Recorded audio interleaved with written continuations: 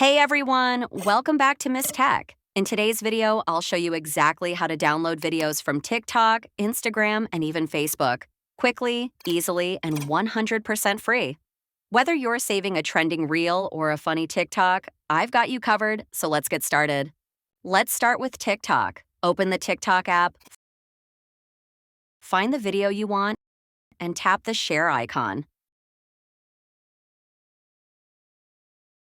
Then select Copy Link.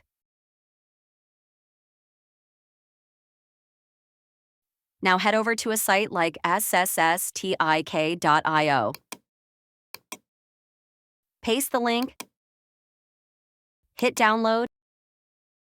You can even choose to download it without a watermark. And boom, your TikTok video is saved. The same method also works on snaptik.app, which is another great free tool for TikTok downloads. Next up, Instagram Reels. Same idea here. Tap the share button on any reel and choose Copy Link. Go to snapinsta.app in your browser, paste the link, and download your video in high quality, easy and fast. For Facebook, open the video you want to download and tap the share icon. Tap Copy Link.